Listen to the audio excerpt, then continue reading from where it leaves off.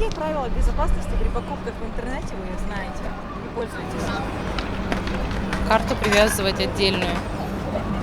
Ну и все, наверное. Отдельная карта. И у проверенных продавцов, магазинов. Не надо указывать свои карты, по-моему, контактные данные, личные информации, вот такое. Надо переходить по безопасным ссылкам и вводить свою карту. Не отвечать на спам-номера и не разговаривать с незнакомыми дяденьками. Наверное, мошеннические действия какие-то, наверное, надо привлекать сразу. То есть, если какой-то спам приходит, да.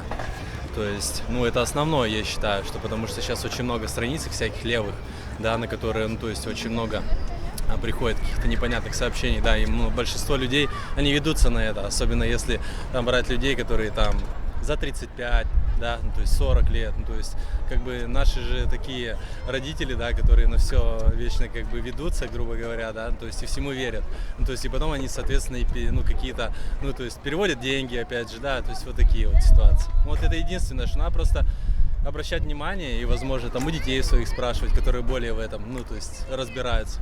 То есть вот это главный, я считаю, фактор, наверное. Не доверять. Да, не распространять, да, то есть как бы по реферальным ссылкам, допустим, да, не проходить по каким-то, которые приходят непонятно. Мне, допустим, в смс-ке, да, приходят, бывают реферальные ссылки, какие-то по ней проходишь, у тебя деньги списывают. То есть как бы, вот такие вот бывали случаи. То есть как бы я хорошо, что я уведомлен, да, то есть как бы я уже удаляю просто эти сообщения. То есть как бы тут вот так. А старших родственников как-то вы предупреждаете? Я маме своей всегда говорю, если какие-то тебе там левые сообщения приходят, то как бы лучше покажи мне, то есть когда я приду, да, то есть я как бы разберусь. А так, говорю, ничего не делай, если как бы тебе какие-то покупки в интернете необходимы будут, я тебе это сделаю, нежели ты, не знающий человек, будешь это делать. То есть вот так. Звонки не отвечаю, и все на лишние. Потому что было уже один раз. Соответственно, заходить в браузер в безопасный режим. Понятно, да, там личные данные, пароли, соответственно, свои, опять же, не сохранять. Либо придумать, соответственно, сложный какой-либо пароль в комбинации, там, латиница, кириллица, там, цифры, символы всякие. Номер карты, соответственно, не писать, никакие данные не сообщать. Не знаю, лучше личная встреча, наверное. Как-то так, либо там, Авито доставка, в принципе, есть такой сервис. Как-то разок пользовался, в принципе, нормально. С Москвы товар прислали. В принципе, все нормально, безопасно прошло. Не открывать ссылки непонятные. Не знаю, какие еще. Почту неизвестную вообще не открывать лишний раз. Да, данные карты не передавать. Телефон свой никому не оставлять. Если сайт незнакомый, то я не ввожу свои данные с карты. Если, опять же, нет отзывов, я тоже не перехожу на данный сайт. Раньше это было проще, потому что Apple Pay был. А сейчас нужно каждый раз выводить данные.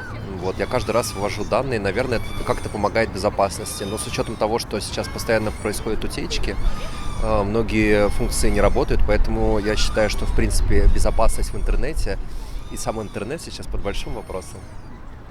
Пользуюсь. Отдельная карта для покупок, только проверенные магазины, безусловно. Пытаюсь соблюдать грамотность и безопасность в интернет-пространстве, да. Я вообще достаточно редко покупаю что-то в интернете, но если пользуюсь, во-первых, в интернет-магазинах пишется адрес магазина, адрес не электронный, а фактически. То есть я на карте проверяю это здание, достаточно удобно в 2GIS, она показывает, есть ли такое здание, есть ли в этом адресе данный магазин. Один раз реально я не нашел такого магазина. Я созвонился с менеджером, мне сказали, что да, оплачивайте товары, можете получить. Я усомнился, позже позвонил, потом на этот телефон никто не брал. А так не попадал ни разу в такие ситуации, чтобы мошенники деньги сняли у меня. Предоплаты, а также свои номера никогда не беру и не прошу, вот так скажем. Только при встрече. Никому не даю свои данные, ни контактные, ни паспортные, ничего, не сообщаю. По ссылкам не перехожу. Я проверяю, если мне Касперский позволяет, то есть открывает окошко безопасности и подтверждает, что все в порядке, я ему верю.